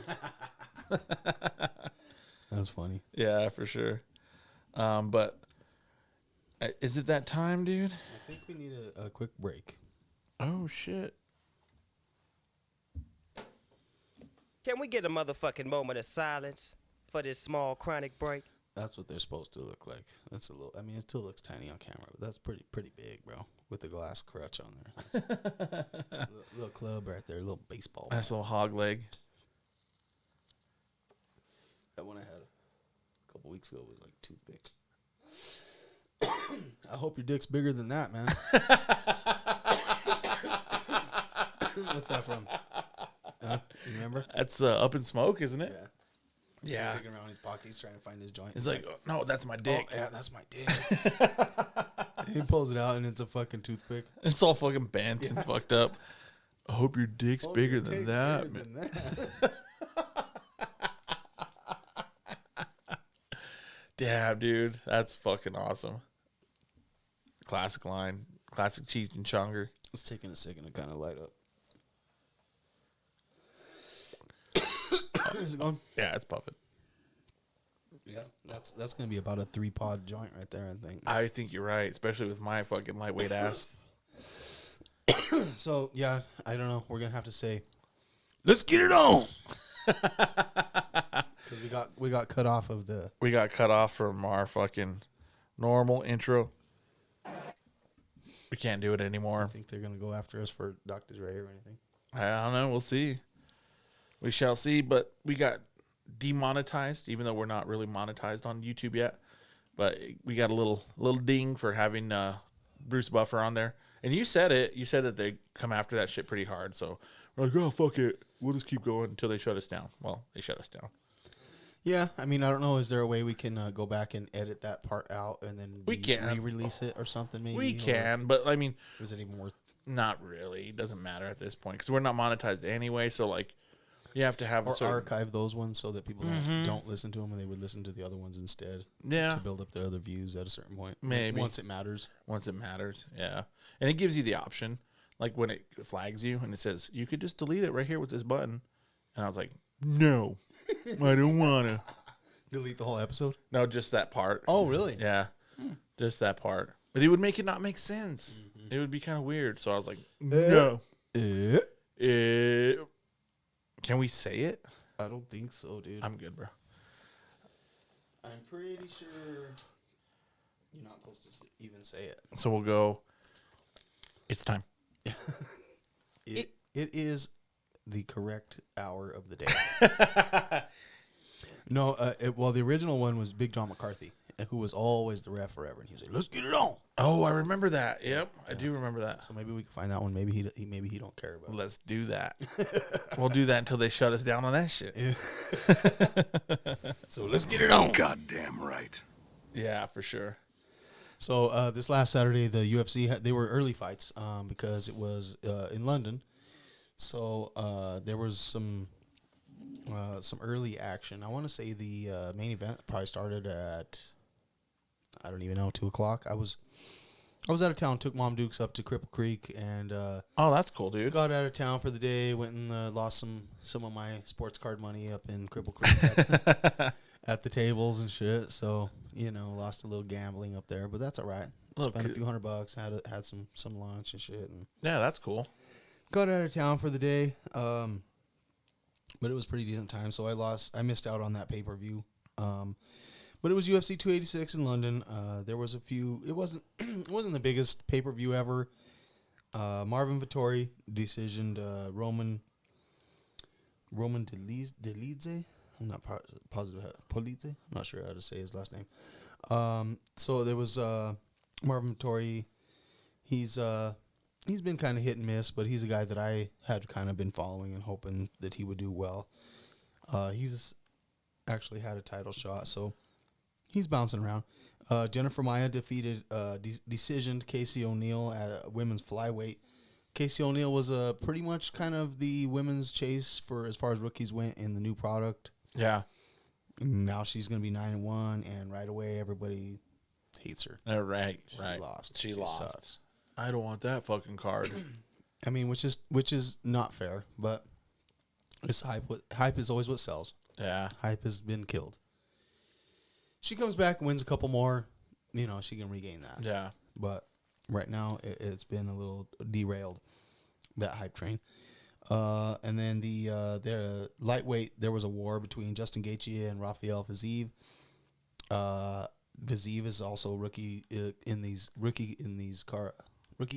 current products. A 2022 shit. 2022 Prism shit, Prism Select, all that, and he was pretty hot, probably top 3 kind of rookie chase, I would say. Yeah. I've got a few nicer cards of his. Nothing crazy. I've got like a blue auto out of like 49 or so. I've got a SSP mezzanine, a few other ones. I was kind of rooting for him, but I do like Gaethje better. I'm a pretty big Gaethje fan, although I don't have many nice Gaethje cards, honestly. He lost, but it was a war, so I don't think his prices will get hurt as bad. Yeah. When you go out like that, it's a little different than just losing. Right. You don't get the complete diss. Mm-hmm. Yeah. She'll gain a little respect against a guy like Gaethje. That was tough. So we'll see what happens. Obviously, he's going to take a little bit of a hit. A little bit of the hype is going to be derailed, but yeah. It goes from there. The welterweight championship, obviously, Leon Edwards had a close decision over Kamaru Usman. I want to say it was 2 judges and two wins and 1 draw, I think is how it was decided. Mm-hmm. It was 48-46, 48-46, and 47-47. Okay. I think. And the reason, like I said, I didn't see any of these fights, and I haven't even seen really any highlights yet or anything. All I've seen is what I researched or what I've seen people talking about, whatever. But apparently it was a pretty close decision, and Edwards had at one point grabbed the fence to kind of like gain position while they were grappling, and he was kind of like under him, and he grabbed the fence to like kind of pull himself up on top. Oh. And I think they deducted a point for that. So that's kind of what happened to cause that. Gotcha. Which, it sucks because that's what helps him win the fight, but, you're penalized a little. What can you do? Certain little rules get broken. They try to enforce them the best they can. They try and penalize them the best they can, but sometimes shit still doesn't quite balance out. Right. I saw when they announced the winner, I saw Usman get pretty pissed off. Yeah. He was pretty upset. Like he looked like he was pretty confident he had won. Yeah. He walked away. It wasn't like shaking hands, not even being cool. He was like, he was fucking frustrated. He congratulated him later on Twitter. He did later on at the end of the interview, but like right when they called it, he was like fucking, like even dropped his hands, like went like, what the fuck? Like, no, if it comes down to it, and if that first fight would have been like that, he probably would have won because he was still the champ. Right. He would have got the benefit of the doubt. Yeah, for sure. It doesn't really work that way when you're coming back to get your belt back. And I saw another thing. It was like UFC fighters who get the immediate rematch are like 11 or 3-11 or something like that. Holy shit! So, really? Mm-hmm. Wow, that's a crazy number. Yeah, especially when it's guys like that who it was deemed to be kind of a fluky win. Right. Obviously, he could do it. Maybe not. Yeah. So maybe not. Either way, I think it was probably still a pretty decent fight. I'd love to get a chance to watch it again. Usman's now 20-3 with 2 of his losses coming to Rocky Edwards. So yeah, that's kind of saying something. I don't know what's going to happen to Usman now. I do have a couple of cool Usman cards. That fucking sucks. That does suck. But I like Edwards. He doesn't get any love still. Some of these guys, it's weird. Even once they become champ, still nobody cares. Right. He was never hyped. He took the long road.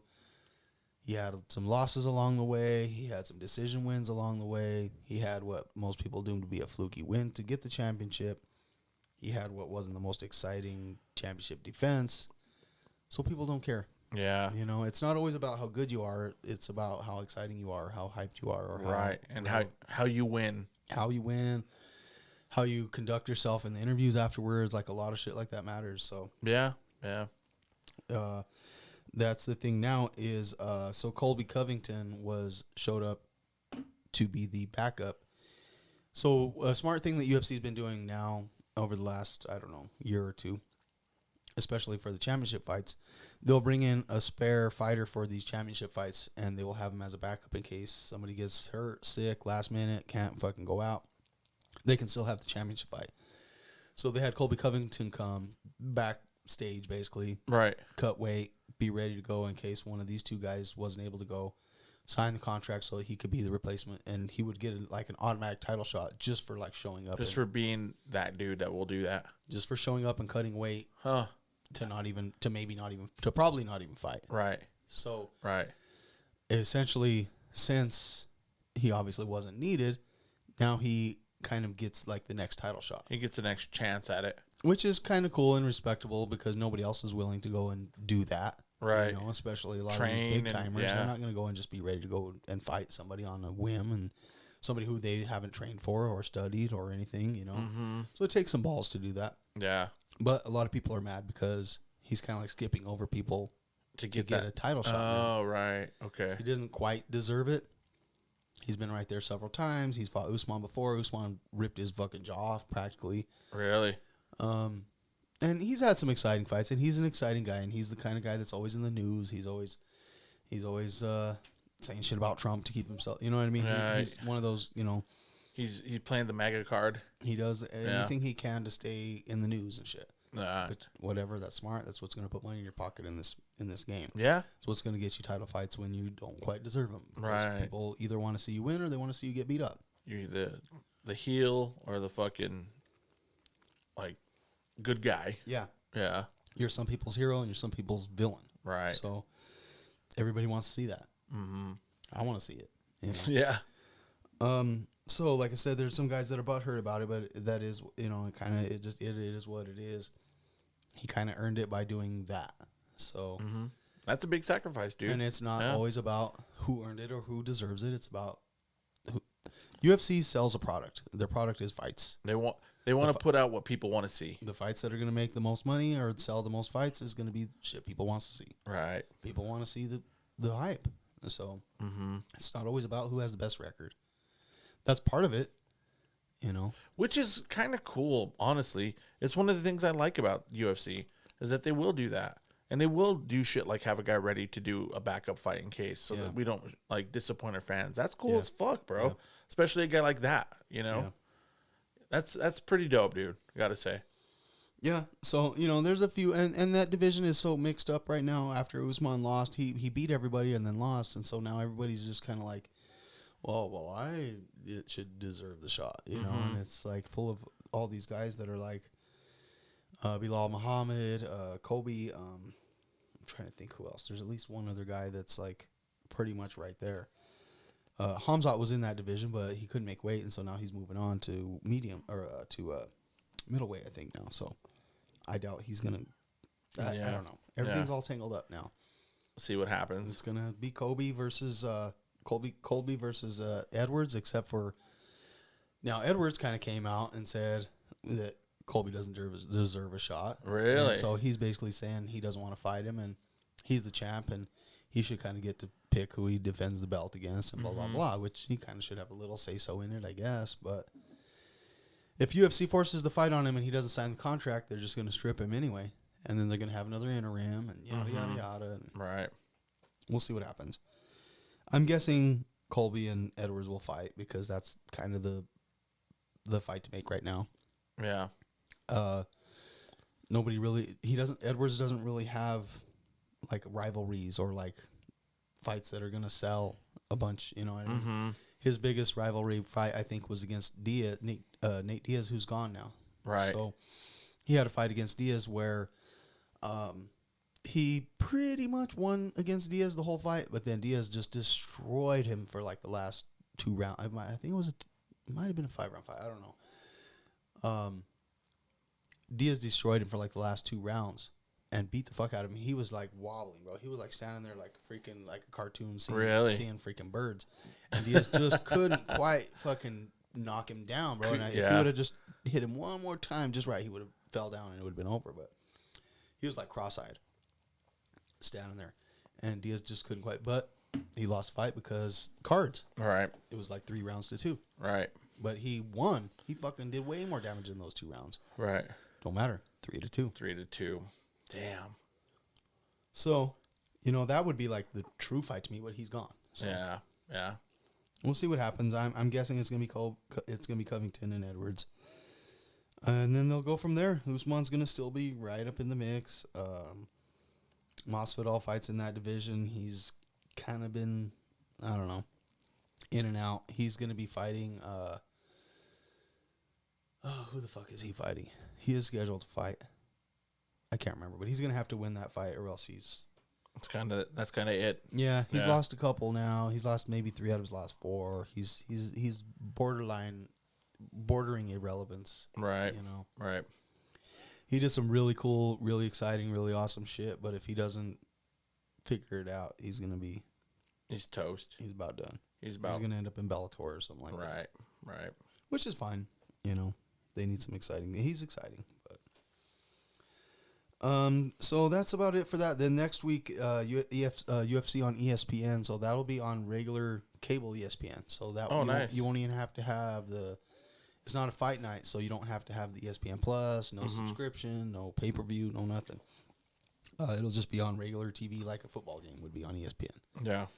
So that's pretty cool. It's obviously not a huge card. Usually when they do that, it's not, because if it's not pay-per-view, they don't get that gigantic paycheck to pay the fighters. So they're going to pay people, they're going to put people on there. They don't have to pay the big dollars. Yeah. I didn't even really recognize any of the prelim fights. I mean, I just kind of skimmed through them, but I didn't even really see any big recognizable names on the prelims at all. Usually there's at least some up-and-comers or some down-and-outers. Some down-and-outers. Some Jorge Masvidals. Yeah, but so the main, let's see, there's the co-main event is fairly exciting. You got the women's Bantam, Holly Holm versus Yana Kunitskaya. So Holm, I believe, I think she's ranked number 5 or so in the division. I mean, she was the champ. She's the one that took Rousey out. Yeah. She lost since it's been, probably 5 years since she's been champ. But she's staying relevant. She's in the top 5. She's legendary, but I don't know. I want to say she's like 41. So she's 41? She's pushing it, yeah. Wow. She's like my age almost. I'm an old ass man. So, I mean, the fighters, they'll go into their 40s sometimes. Really? Mm-hmm. Huh, I didn't realize that. Especially the women one. I think she's got a few more fights left on her contract, but yeah. Yana Kunitskaya I don't even know if she's in the top 10 ranked, so it kind of looks like a volley for her, So she should, if she beats her, I'm sure she's trying to work her way back up to a championship. I don't know that it's going to happen for her, but she's trying her best to stay relevant. So the other co-main event is going to be the bantamweight fight, Marlon Chito Vera versus Corey Sandhagen. Marlon Vera, I want to say, I don't think he's ever had, I don't know if he's even had a championship fight. But Corey Sandhagen is from Aurora. And so, he's one of those guys who kind of root for him. A-Town. He from local. He from around here.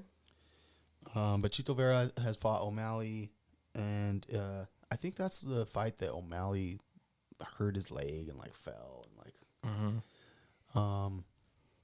So I don't know. They probably need to hash that out again. But that's going to be the main event.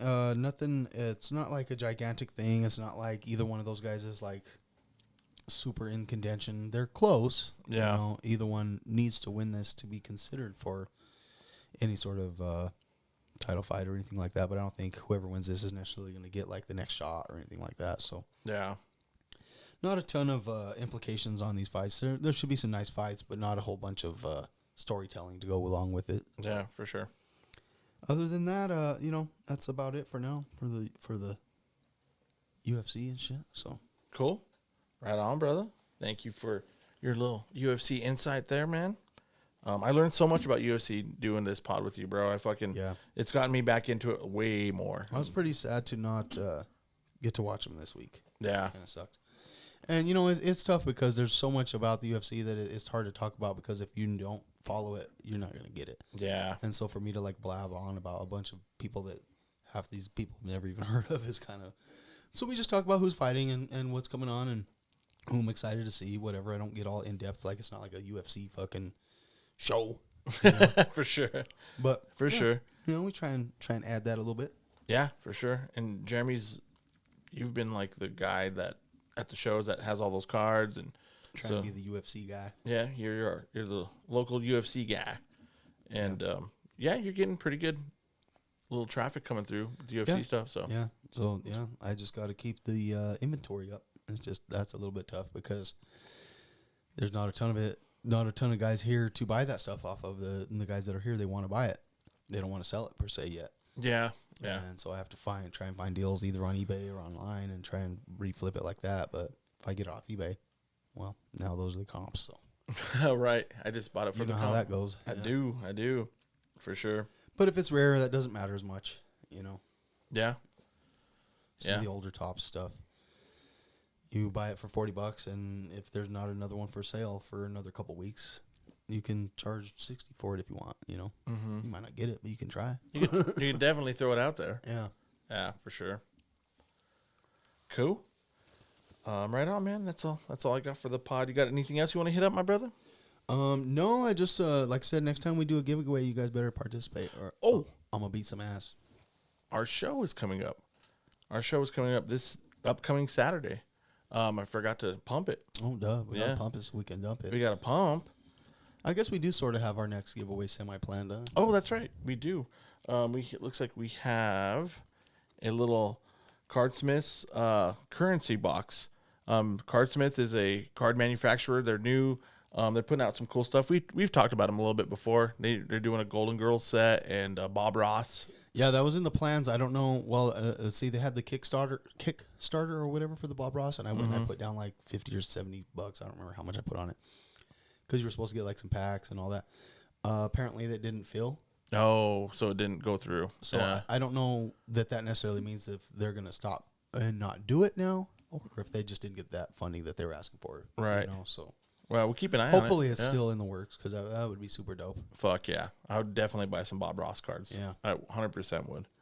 But we got this little here box of their first series currency set. So in the currency set, they have a bunch of different types of monetary things. They have an Elon Musk card in here.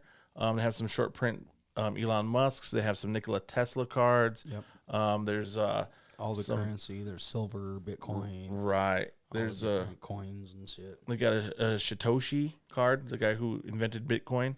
He has some cards in there as well. And they have redemptions for actual cryptos. They have one, I think they have one that's for a whole Bitcoin. Yep.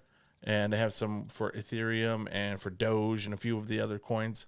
Some of the ones that are still kind of relevant. Yeah. And they're pretty cool. I saw a couple of there was a guy at the Denver card show. That's where this box came from. Yeah. He had a whole bunch of stuff, and I saw the Elon Musk card. Yeah. I even got a picture of it, so I'll throw it up on our socials. Yeah, I opened a box of them as well. I bought a box off of him as well. I should have brought them in so I can show. I have the Tesla rookie. Oh, nice. Nikola Tesla rookie. I got a Bitcoin card. I got a, let's see, there was a Lambo. Because that was one of the first big things somebody bought with a Bitcoin, I think. And a pizza too was one of the guy bought a pizza for a whole Bitcoin. Yeah. Crazy. Yeah.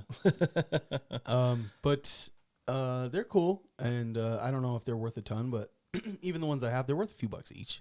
Yeah, so. I saw some. I was looking on them on eBay last night, and there were some that went for $100, $200. There were some decent cards. Yeah. So we're gonna give this away. Yeah, you never know. You get you a free Bitcoin. Might get you a free Bitcoin. How do you want to do it? Let's do it. The people that come on and throw a comment on the video on the YouTube video on what team of hat I'm wearing. There you go. Can anybody see it? It's all black. Can you see it? Can you see it? Hey, let's see. We'll zoom in. Can you see it? So if you come in, you throw a comment on what team I'm wearing, what hat I got on, and we'll go and we'll pull the names out of there and we'll randomize them and we'll give this bad boy away. Yep. Just comment on the YouTube video. That's all you gotta That's do. all you got to do. Please subscribe if you haven't already. But Right. We'd appreciate it if you did, but you don't have to win the box. are we gonna put that on some of the socials and shit too? So Oh, yeah, try for and sure. get some people to. Absolutely. Absolutely. So Cool. we'll have some stuff up about it. Maybe you might get you a Bitcoin. Yeah, don't be scared, guys. Even if you don't think for whatever reason you shouldn't participate, we would love to give it to somebody, even if it's somebody we know, somebody, whatever. Absolutely. And if you got the Bitcoin, that'd be fucking dope. Hell yeah. What are they selling for now? Like 24, 25K? Fuck, I don't even know. But that's a lot. Yeah. Even if it's Then you go buy you a box of Transcendent. That's what's up. And then you can give each of your boys a 1 of 1 because you got 6 of them. Shit. And then you still have 4. You still have 4. For sure. But comment on what team's hat I'm wearing, and we could throw you in that drawing to see if you can win that motherfucker. But, dude, we have our show coming up on Saturday, Public Community College and 900 West Ormond Avenue. Come on down. We're going to have the pod set up. If you want to come down and jump on, throw it a little bit of shit down. We'll throw it on next week's podcast. And go ahead. Looking like about 42 tables. So not too bad. Not too bad for little old Pueblo. Not too shabby. Yeah. We're getting our show, seeing a little bit of momentum. So we'd like to see you down there. Don't forget, if you've been there before, it's on the first floor this time. So same exact building, first floor. Shouldn't be hard to find. There's another little kind of bizarre type thing going on in our spot. No, I'm just kidding. So, I mean, there might be something cool to check out up there, but just don't waste any money up there. Just come spend your money on cards. Spend your money downstairs on the cards that we've pumped and dumped. Word.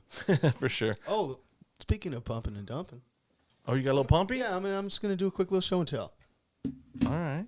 Picked up a couple cards from our homie Rob Cards. You can go give him a follow on, I think he just goes by Rob Cards on Instagram, right?